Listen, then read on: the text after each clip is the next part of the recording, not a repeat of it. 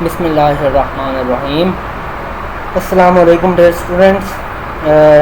This is Safir Hassan, lecturer mathematics from Legend Institute of Management and Sciences, Multan.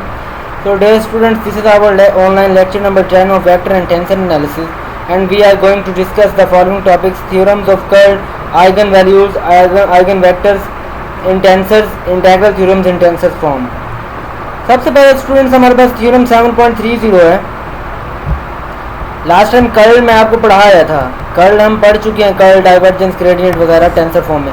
यहाँ पर कह रहे हैं जो हमारे पास डेल क्रॉस ए है, जो ए की कर्ल है, उसके जो कंपोनेंट्स होंगे जो कि क्या होते हैं टेंसर फॉर्म में, ई आई जे के अल्टरनेटिंग सिंबल है ये, partial dash A K by partial X J, partial A K by partial X J transform as a components of a vector under rotation of the coordinate axis.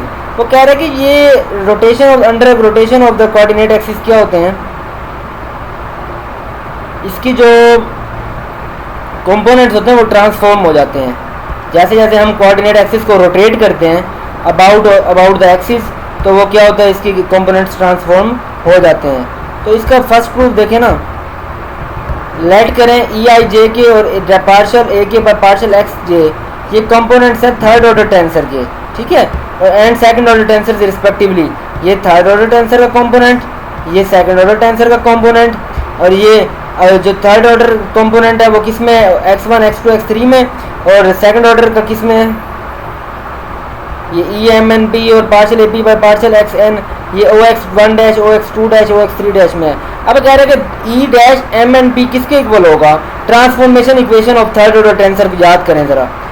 E dash M N P ये L M I L N J L P के और ई I J के. अब यहाँ पर जो E dash M N P ये है, ये बेसिकली क्या है, यहाँ पर ये E dash M N P ये कंपोनेंट है इन द कोऑर्डिनेट एक्सिस के डैश, रेक्टेंगुलर कोऑर्डिनेट सिस्टम के डैश, जिसके एक्सिस होते हैं x1 x2 और x3 डैश, ठीक है. तो यहाँ पर क्या होता है, हमारे पास E dash M N P equal L M I L N J L P के ट्रांसफॉर्मेशन इक्वेशन है, और ये ई आई जे के कंपोनेंट्स हैं सिस्टम के में, ठीक है, और L M I L N J L P के ये तो आपको पता है एंगल ऑफ कोसाइंस है. अब यहाँ पर क्या है, partial A S dash by partial X R dash, ये किसके इक्वल होगा, यहाँ पर ये इक्वल होगा L S B L R U into partial A B by partial X U. ये भी आपको पता है इसका डेरिवेटिव की फॉर्म में. अब इन दोनों इक्वेशंस को ज़रा देखें, इसमें उसने क्या किया है, मल्टीप्लाई कर दिया है. तो फिर E dash M N B और partial A dash dash by partial X R dash equal हो जाएगा, राइट हैंड साइड्स को भी मल्टीप्लाई करें. यहाँ पे फिर उसने क्या किया है, अच्छा अब यहाँ पर क्या किया उसने, ई आई जे के को लिखा उसने इक्वल किस, सॉरी यहाँ पर एल पी के ई आई जे के, अच्छा यहाँ पर उसने ना तरतीब चेंज कर दी है, जस्ट ई आई जे के को इसके साथ ले आया. अब इसका क्या फ़ायदा होगा, नेक्स्ट स्टेप में देखते हैं. इससे क्या होगा, वो कह रहे हैं लेट कर दें पी एस के बराबर है और एन आर के बराबर है इक्वेशन 3 में. तो फिर हमें क्या मिलेगा, पी को एस और आर को एन के बराबर किया, यानी कि S is equal to P put करेंगे आप और R is equal to N put करेंगे. ये इसमें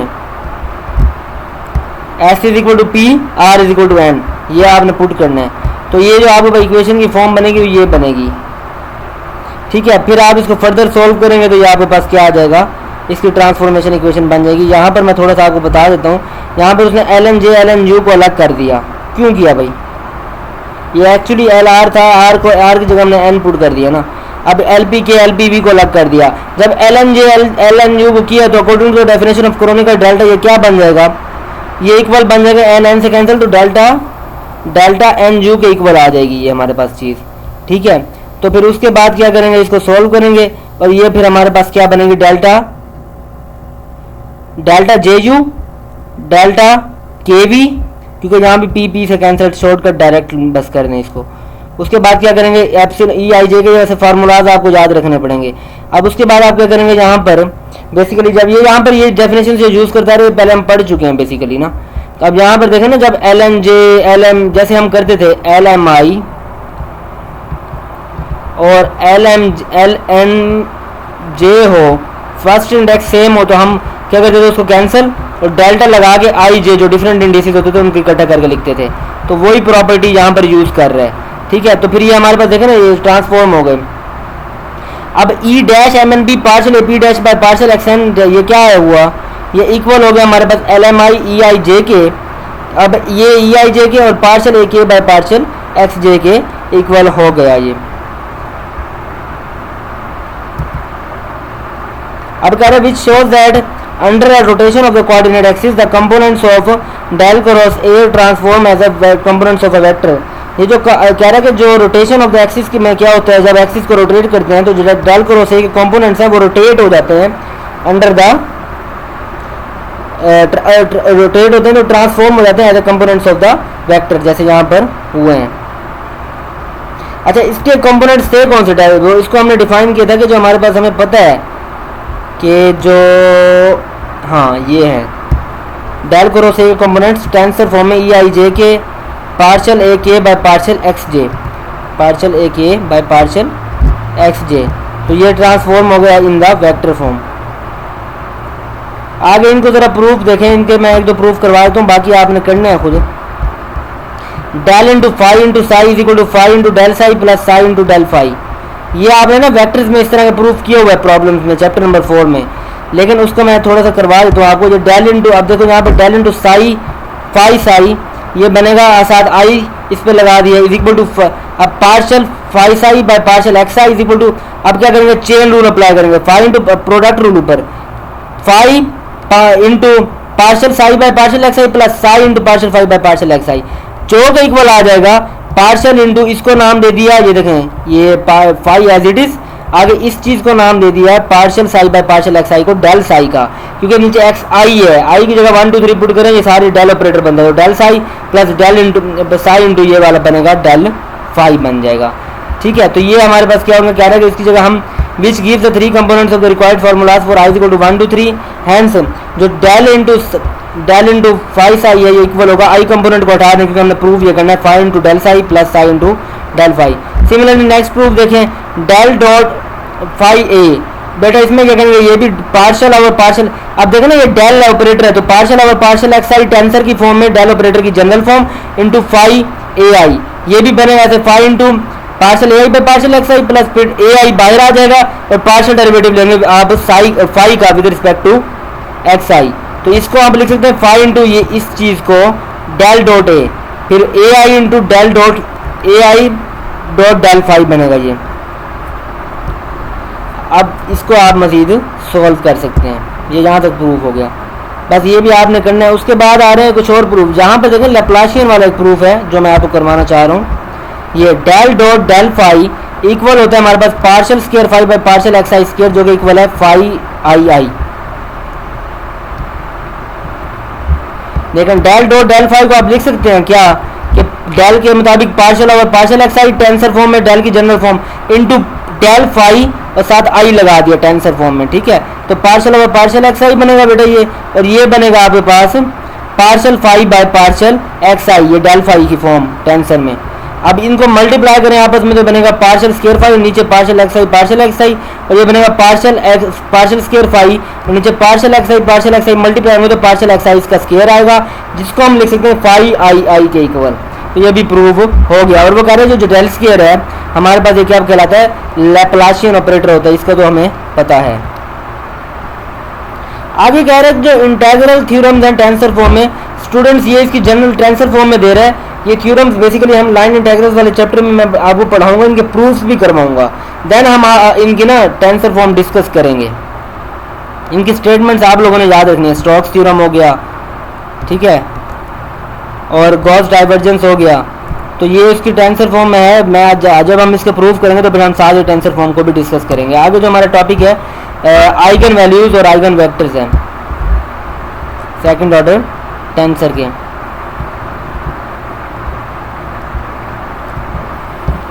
लेट करें कह रहे हैं A I J B A second order tensor, A I जे कोई टेंसर है हमारे पास, तो सपोज एक्स आई कोई वेक्टर। देखें आइगन वैल्यूज और आइगन वेक्टर्स से आप फेमिलियर हैं, लीनियर अलजेब्रा में आप लोग ये चीज़ें पढ़ चुके हैं कि आइगन वैल्यूज और आइगन वेक्टर्स क्या होते हैं। तो कह रहे हैं कि लेट्स सपोज अगर हमारे पास ए आई जे कोई सेकंड ऑर्डर का टेंसर है और सपोज करें एक्स आई हमारे पास वेक्टर है, तो जो इनर प्रोडक्ट होगा ए आई जे का एक्स जे के साथ वो क्या कहलाएगा, वो भी वेक्टर होगा। तो सपोज करें एक्स आई क्या है, कोई स्केलर लैम्डा है, X I such that scalar lambda can be found so that A I J X J can be written as a scalar multiple of X आई।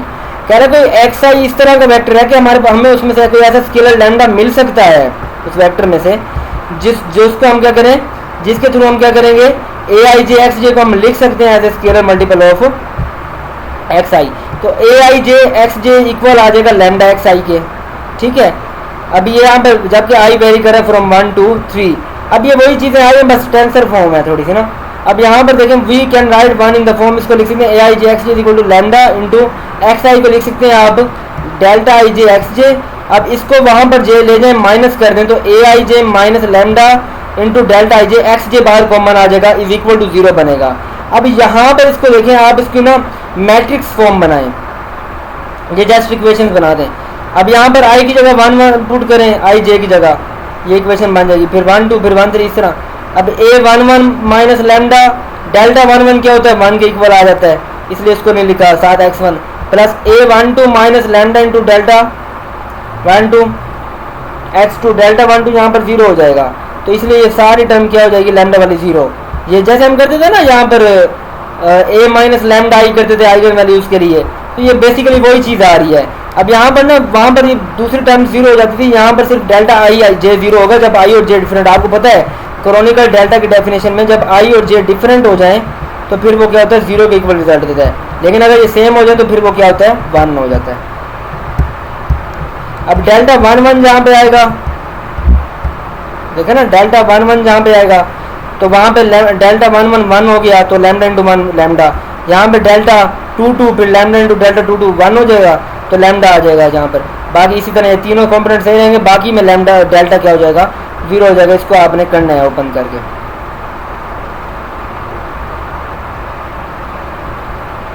अब इसका देखें सिस्टम ऑफ इक्वेशंस बनाया, set किया 0 के equal, यानी कि अब यहाँ पर जो कैरेक्टरिस्टिक इक्वेशन बनेगी इसकी ये बनेगी ए I J minus lambda delta I जे का डिटर्मिनेंट 0 के इक्वल करेंगे, तब आपके पास क्या बनेगा कैरेक्टरिस्टिक इक्वेशन है ये।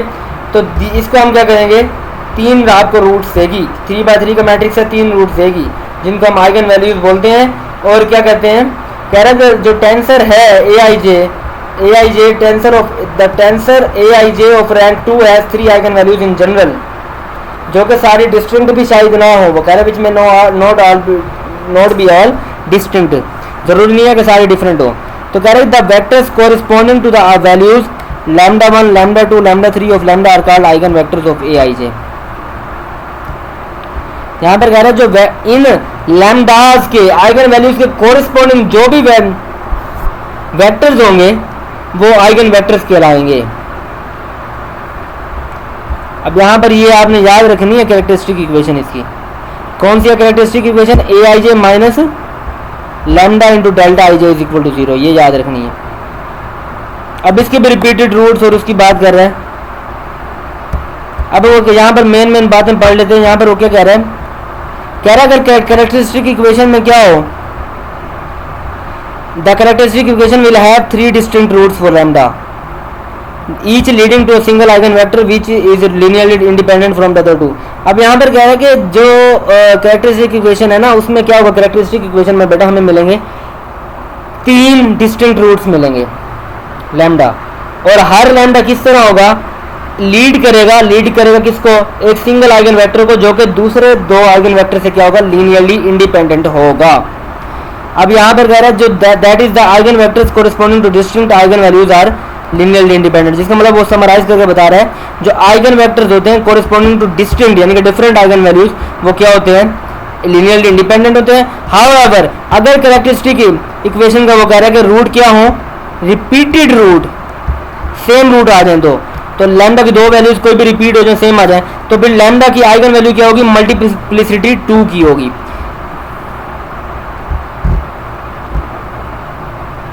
और कह रहा है ऐसा टेंसर जिसमें सिर्फ एक ही आइगन वेक्टर हो तो उसको हम क्या बोलते हैं, डिफेक्टिव बोलते हैं, डिफेक्टिव जिसमें सिर्फ एक ही आइगन वेक्टर हो। आगे बेटा यहाँ पर भी सिस्टम आइगन वैल्यूज की इनवेरियंस की बात कर रहा है, कह रहा है कि eigen values of a second order tensor A I J are independent of the coordinate system. जो आइगन वैल्यूज होती हैं हमारे पास सेकंड ऑर्डर टेंसर की, वो क्या होती हैं, इंडिपेंडेंट होती हैं कोऑर्डिनेट सिस्टम के। यानी कि यहाँ पर बेटा कहना क्या चाह रहा है कि जो सेकंड ऑर्डर टेंसर की आइगन वैल्यूज होती है ना, वो कोऑर्डिनेट सिस्टम पे डिपेंड नहीं करती, independent of the coordinate system. क्योंकि आप उसको जिस मर्जी कोऑर्डिनेट सिस्टम के में ले जाएं या के डैश में ट्रांसफर, उसकी जो वैल्यूज है ना, उसकी जो कंपोनेंट्स हैं, आइगन वैल्यूज हैं, वो सेम ही रहेंगी, चेंज नहीं होंगी। अब यहाँ पर देखें, मैं आपको बता देता हूँ, यहाँ पर ए आई जे आपके पास क्या है, सेकंड ऑर्डर टेंसर के कंपोनेंट्स हैं। एक्स आई और एक्स जे क्या है, वेक्टर्स हैं सिस्टम के में। और ए डैश एम एन क्या है, सेकंड ऑर्डर टेंसर के कंपोनेंट्स हैं सिस्टम के डैश में। और एक्स एम डैश और एक्स एन डैश भी क्या है, दो वेक्टर्स हैं सिस्टम के डैश में। तो लेट करें लैम्डा हमारे पास कोई आइगन वैल्यू है सिस्टम के डैश में, तो then we have A dash M N, then we have A dash M N is equal to X N dash is equal to lambda X M dash. जो A dash M N है वो हमारा A dash M N into X N, ये अब आप characteristic equation लिख रहा है, A dash M N X N dash is equal to lambda X M dash. ये हमारे पास क्या होगा, इक्वेशन बन जाएगी इसकी आइगन वैल्यूज के लिए। अब हमें पता है कि अब हम इनके अलग अलग वैल्यूज निकालेंगे। A dash M N transformation equation of second order tensor, वो किसके इक्वल होती है, L M I L N J A I J के। सिमिलरली एक्स एन डैश किसके इक्वल होता है, फर्स्ट ऑर्डर टेंसर की transformation equation L N P X P. और एक्स एम डैश किसके इक्वल होता है, L M Q X Q. अब इन तीनों को उठाएं, तीनों की वैल्यू सब्स्टिट्यूट कर दें इक्वेशन 1 में, आपको क्या मिलेगा, ये वैल्यूज मिल जाएंगी। ठीक है, उसके बाद आपने क्या करना है, इनको सिंप्लीफाई करना है, बोथ साइड्स पे मल्टीप्लाई करना है एल एम आर से। वो क्यों करना है, वो भी अभी बताता हूँ, क्योंकि आपने इसको आर की फॉर्म में, आप देखें ना यहाँ पर क्या बनेगा, एल एम आर से मल्टीप्लाई करेंगे तो ये चीज़ क्या बनेगी, एल एम आई बन जाएगा हमारे पास। क्योंकि यहाँ पर देखें ना एल एम आई था लेकिन आर नहीं था हमारे पास, तो ये डेल्टा आर आई, ये डेल्टा जे पी, क्योंकि एल एन के J L N P delta J P के इक्वल होगा, ये पहले पढ़ा चुका हूँ ये चीज़ें। A I J X P ये इक्वल हो जाएगा डेल्टा लैम्डा, और ये L M Q X Q, ये चीज़ बनेगी हमारे पास डेल्टा आर क्यू के, क्योंकि फर्स्ट इंडेक्स सेम है, एम कैंसिल हो जाएगा, डेल्टा लगाएंगे साथ आर क्यू लगा देंगे। तो delta R I A I J X J, delta R I A I J X J, ये इक्वल आ जाएगा डेल्टा, अब यहाँ पर ना ये लैम्डा एक्स आर के इक्वल आ जाएगा, जिसको फर्दर सिंप्लीफाई करके आप लिख सकते हैं A I J X J equal है लैम्डा एक्स आई के, जो कि इसका मतलब है सिस्टम के में क्या है, उसकी कोऑर्डिनेट वो है आइगन वैल्यू है लैम्डा। सिस्टम के डैश में भी लैम्डा थी, सिस्टम के में भी क्या है, लैम्डा है। तो यानी कि ये तो हमारे पास चेंज ना हुई, या देखना ये लैम्डा तो हम लेके आए थे सिस्टम के डैश में, वहाँ भी जाके क्या हुई हो, वही वैल्यू रही, यानी कि कोऑर्डिनेट सिस्टम में पे डिपेंड नहीं करती आइगन वैल्यू। अब आगे इसकी एक एग्जांपल थोड़ा सा मैं गो थ्रू करवा देता हूँ आपको, कि कह रहे सेकंड ऑर्डर टेंसर दिया हुआ है आपको 13 - 3 5 0 4 0 -15 9 -7, इसकी आइगन वैल्यूज और आइगन वेक्टर्स फाइंड करें। वो ही काम करेंगे, इसकी कैरेक्टरिस्टिक इक्वेशन बनाएंगे, ए माइनस लैम्डा आई वाला काम करेंगे जो पहले आप करते हैं, बहुत ही सिंपल काम है। उसके बाद ये यहाँ पर ए माइनस लैम्डा आई वाला मैट्रिक्स बनाएंगे, ये इसको ना ये इस तरह किया हुआ है, ए माइनस लैम्डा आई का डिटर्मिनेंट इज इक्वल टू 0, और ये करना है आपने काम। अब यहाँ पर देखें ना, ये चीज़ें आप कर चुके हैं, उसमें देखें, ठीक है ना। तो फिर आपने इसको फाइंड करना है, ये आपको दिया हुआ मैट्रिक्स, ये मैट्रिक्स बन जाएगा डिटर्मिनेंट इक्वल टू 0, यहाँ पर लैम्डास की वैल्यू सॉल्व करेंगे, रूट्स आ जाएंगे -2 4 8, ठीक है। तो ये इसको पहली वैल्यू को नाम देंगे लैम्डा 1 का, दूसरी को लैम्डा 2 का, तीसरी को लैम्डा 3 का। अब हर लैम्डा के लिए आपको पता है हम हर आइगन वैल्यू के कोरिस्पोंडिंग एक आइगन वेक्टर फाइंड करेंगे। तो फिर हम क्या करेंगे, वो फाइंड करेंगे, तो हमारे पास क्या बनेगा यहाँ पर,